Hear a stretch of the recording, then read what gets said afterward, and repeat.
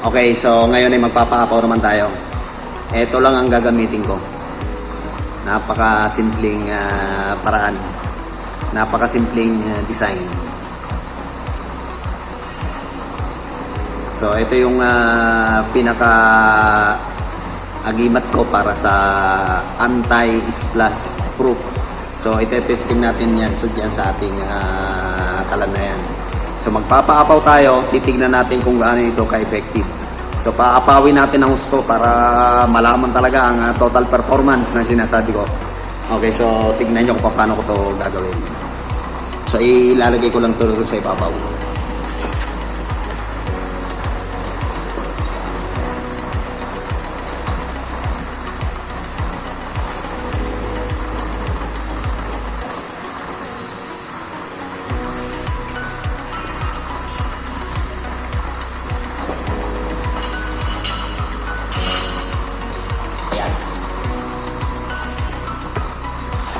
Okay, so babalik na rin ko lang yung camera para nakita nyo ang performance ng aking antayapaw. Okay, so yan ang performance ng aking antayapaw. Napakaganda ng apoy. Ipapalansi ko lang.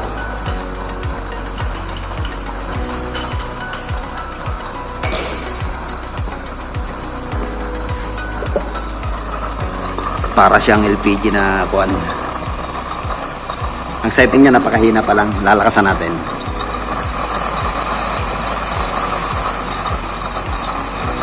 Pagka nilalakasan ng pressure, yan. Ganyan ang kanyang performance.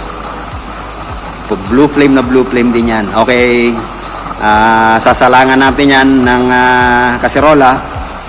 Tapos, tingnan natin kung effective ang performance ng isang ito.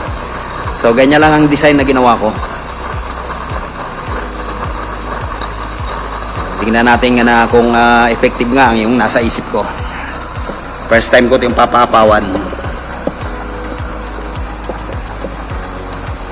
Okay, so sasalangan ko ng kaserola.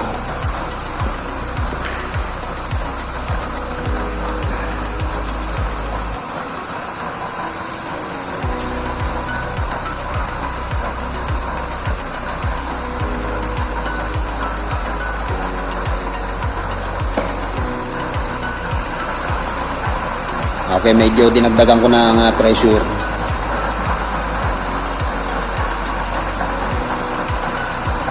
May lumalabas din sa ilalim na kuwan kasi masyado malakas ang pressure.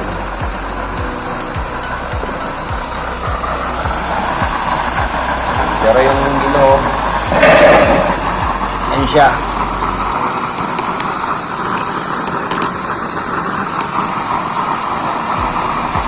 Asul na asul yung loob. Hindi na masyado makita. Lumalabas yung mga blue flame sa gilid. Pero meron niyang mga butas na tumatama dun sa pinakaibabaw.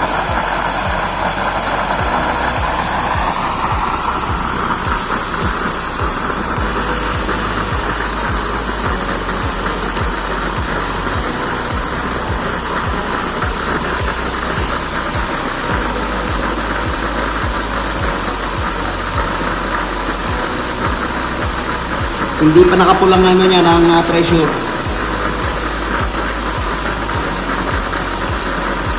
Ang pressure niya na yun. Nasa number 6 lang. 6 pa yun o 7.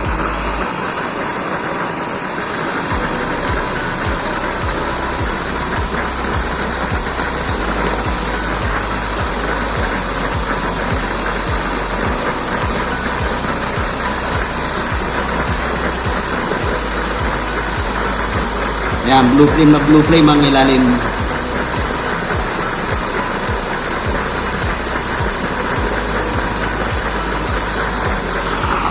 Sampo ka sa ilalim, ha?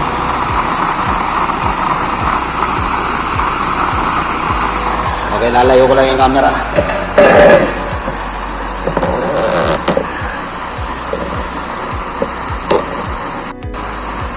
Okay, pupunuin ko lang ng tubig para talagang makita natin yung pag-apaw na ito.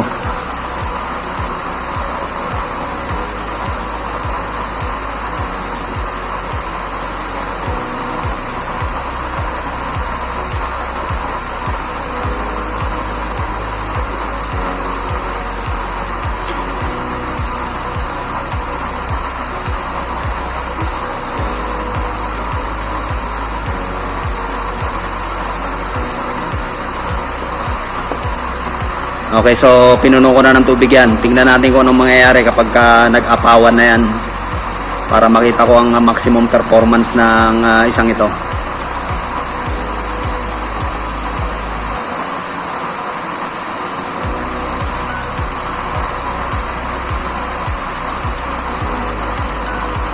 Simpleng anti-apaw splash proof lang ang ginawa ko dyan. Isang pirasong lata lang. Tingnan natin kung gaano siya ka-effective.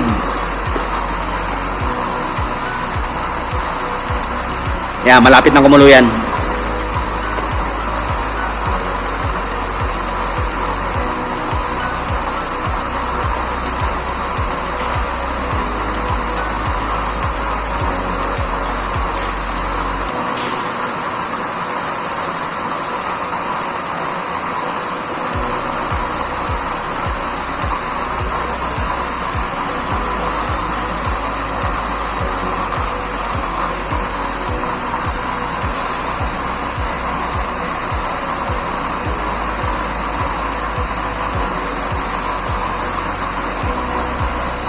Gumagana na yung ating oil level regulator, kaya maganda na yung buga ng kanyang kuan.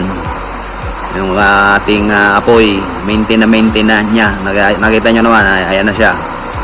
Nagbabago lang kapag hinihina natin yung ating ang ating input ng hangin. Tingnan natin ang total performance nito kapag pinaapawan natin. Yung una kong ginawang anti-splash proof, napaka masalimuot, napakaraming welding. Samantalang ito isang lata lang. Yung pinakita ko kanina, yun lang ang gumagana dyan. Tingnan natin kung effective.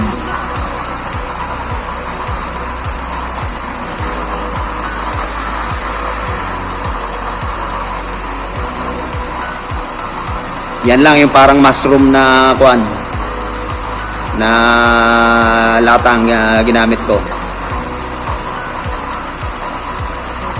Kahit na magbagay yan, hindi yan basta-basta matutunaw kasi hindi naman naabot yan sa melting point. Ang kadalasang init lang naman ng mga used oil kalan, umaabot lang ng kuan mga hindi nga minsan umaabot ng 600 degrees Celsius. Mas mataas ang melting point ng kuha na yan, ng bakal na yan, kaya hindi siya matutunaw. Magbabagal lang siya pero hindi siya kayang tunawin, hindi siya magme-melt. Yan, malapit na. Tingnan natin ang mangyayari pag ito ay bumulwak na.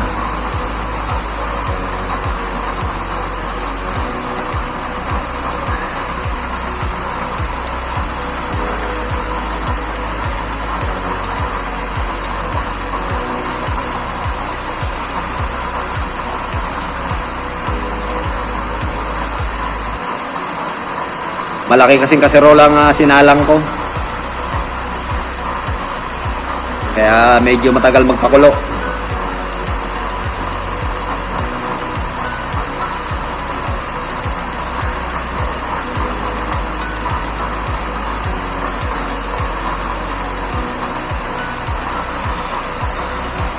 Etong tangke na to, ililipat ko yan dun sa isa kong ginawang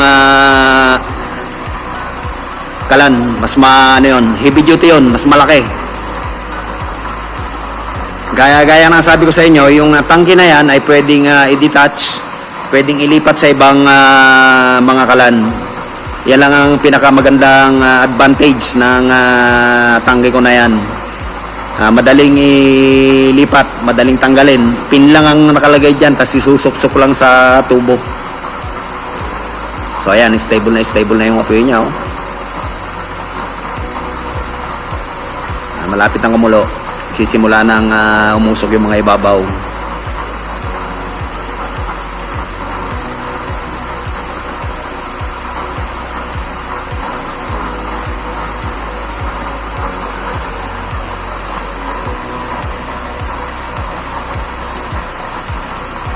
Gusto ko makita yung aking ginawang anti-splash proof, kung effective talaga, kung ano ka-effective.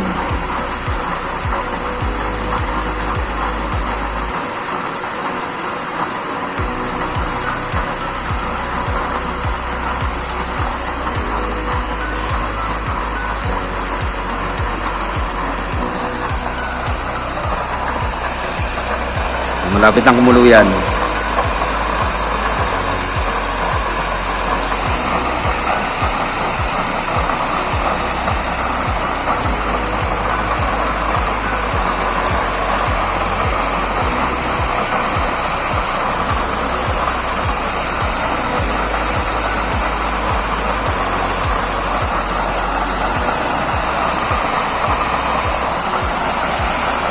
Bagang-baga na yung ating takip na nilagay.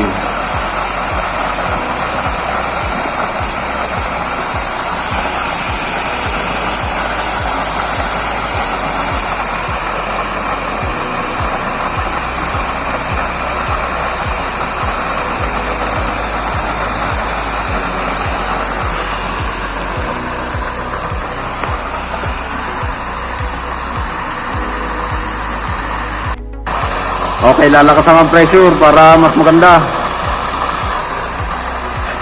Ayan, tinodo ko na yung pressure niyan. Nasa maximum na yung kuwan natin, ang ating pressure. Ayan, nagsisimula ng bumulwak.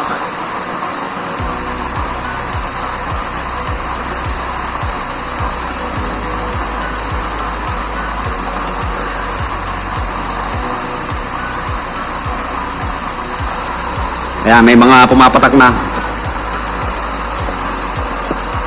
Tingnan nyo yung ilalim.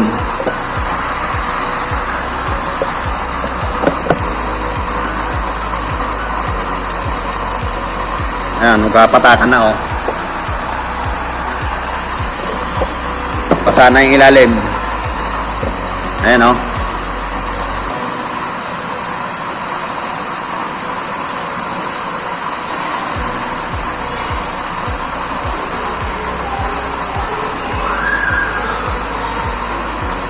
Ang dami ng mga pumapatak, oh, nagbabagsakan na. Pero walang reaksyon sa ating apoy. Ayan, nakita nyo, nagbabagsakan na, oh.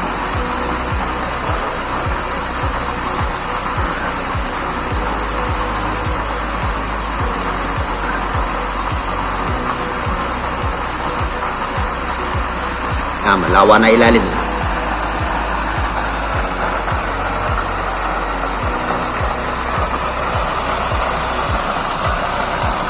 Basa na yung ilalim. Oh, yun, nagbabagsakan na, ano.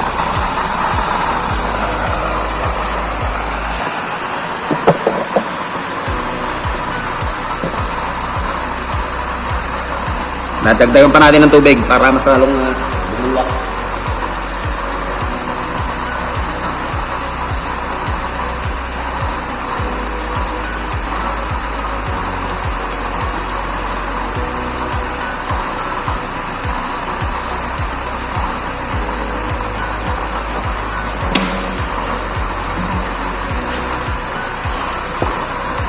Yan, dinagdagan ko ulit ng tubig para bumulwak pa ulit.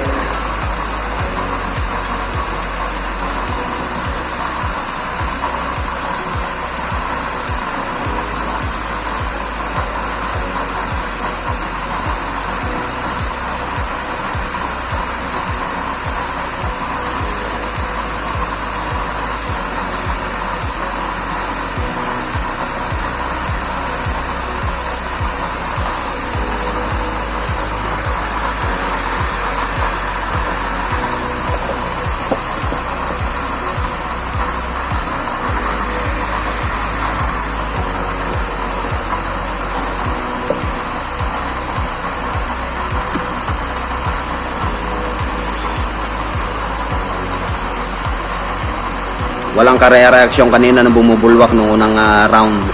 Ito ay pangalawang round na ito, no? Nilagyan ko ulit ng tubig yan.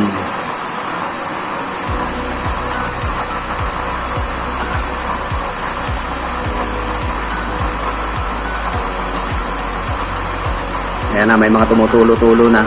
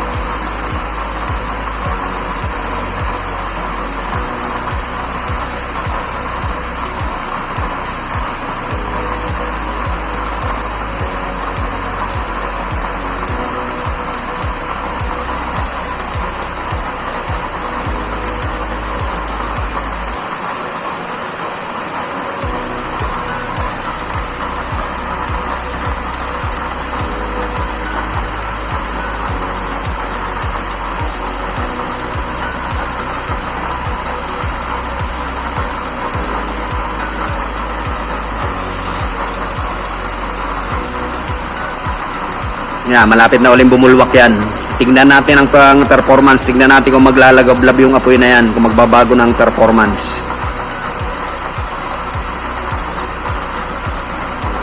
Kanina walang reaction niya nung kumulo. Nung dinagdagan ko ngayon ng panibagong tubig, antayin natin yung performance. Tignan natin kung magliliyab yung apoy ng ng ating kalan.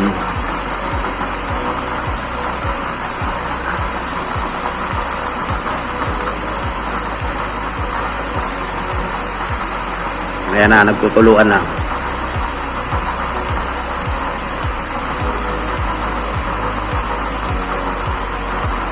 O yan, o.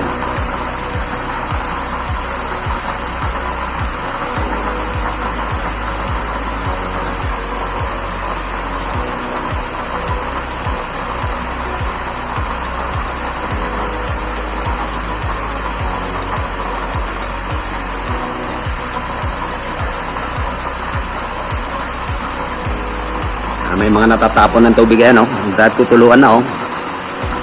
Oh, wala. Walang reaksyon.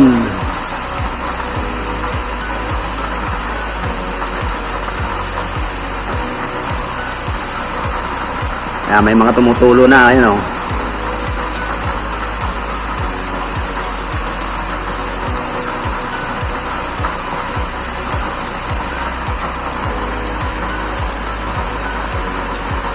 Buhusan pa natin kaya ng tubig ito para sigurado. Ayan, o, ang dami na tumutulo, o, ayan, o.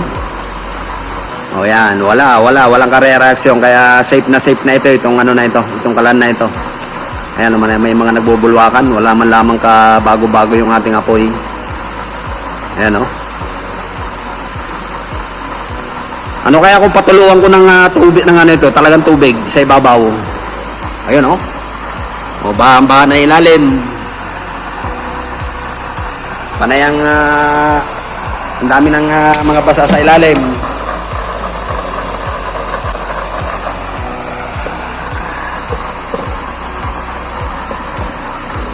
Okay, dadagdagan ko pala ng tubig para makita natin kung talagang kasi konti na lang yung nasa ibabaw, eh.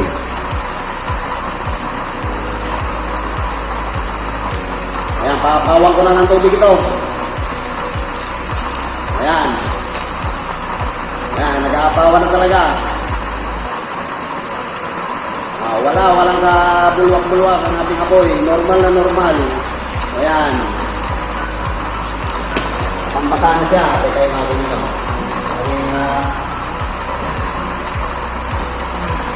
Okay, so binuhusan ko na ng tubig sa ibabaw. Pinaapawan ko na kasi gabi na. Okay, so nakita nyo, walang kare-reaksyon ang ating apoy. So, safe na ito. So, hanggang dito na lamang muna uli. So, nakita nyo ang performance na ito. Talagang napaka-safe.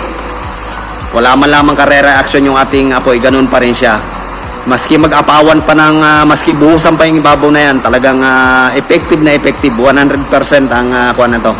Kaya effective na kung ipamana ito, itong kalan na ito. So maraming salamat sa pagsama. Okay, so kung makikita nyo yung ilalim yun, ganyan karami yung natapon na tubig dyan.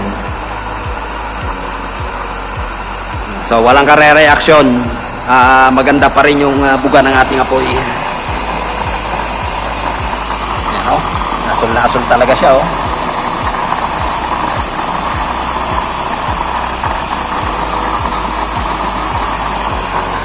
Okay, mag-alala yung ano na yan, hindi yan matutunaw. Hindi abot sa melting point yung kuha na yan, yung cover na yan. At pwede ko pa namang i-remodel uli yan, eh. Pwede kong gawing mas makapal ng kaunti. At gamitin ko stainless kasi mas matagal ang melting point ng stainless. Okay, so pinagana ko na ang ating automatic oil regulator. O, gumagana na siya ngayon na maayos. So ayan, ang ganda na ng buga niya.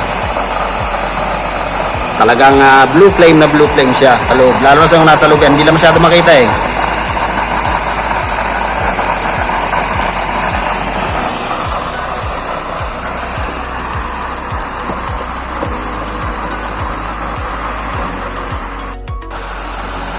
Okay, so hanggang dito na lamang muna uli. Nakita nyo naman ang performance ng bago kong anti-splash proof na ayan, nagtutuluan na naman. Wala pa rin kare-reaction, no? Maski, ayan, basang-basa na ang ilalim.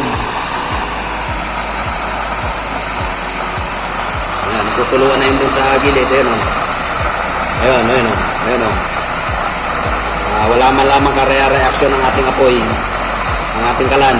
Ayan, ang daming tulo, ang daming na nagpapatakan sa ilalim. Wala pa rin violent reaction sa ang ating kalan o ang ating apoy. Talagang ayun, napakarami na natatapon. Ang dami niyan. Lawa na sa ilalim.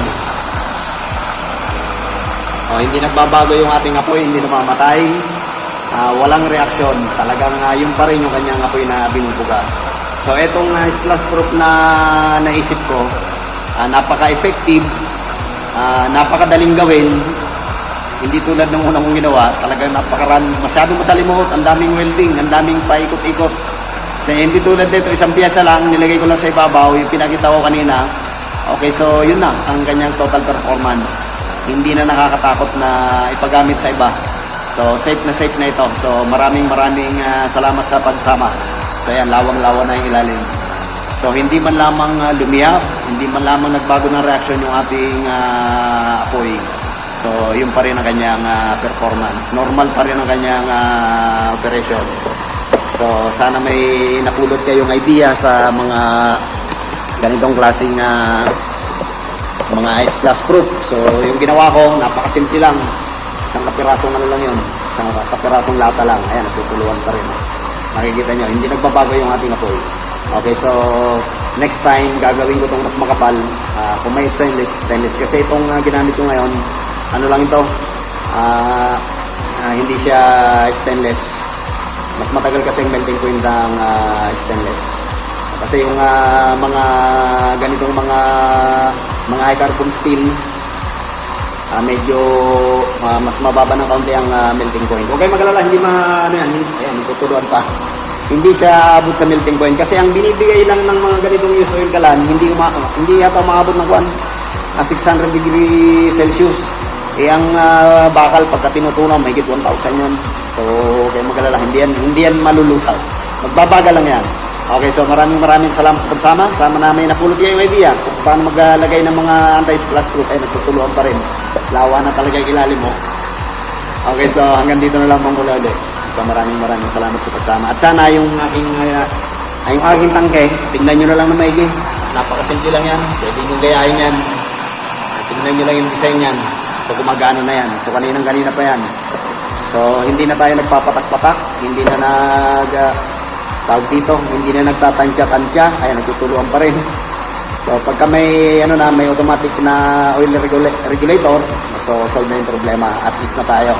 So nakita nyo, hindi nagbabago yung performance ng ating apoy. Nagbabago lang pagka pinipihit natin yung pressure. Okay, so sana may dagdag pa tayong kaalaman tungkol sa use oil kalan para sa ikagaganda ng mga gumagamit. At unahin natin ang safety nila.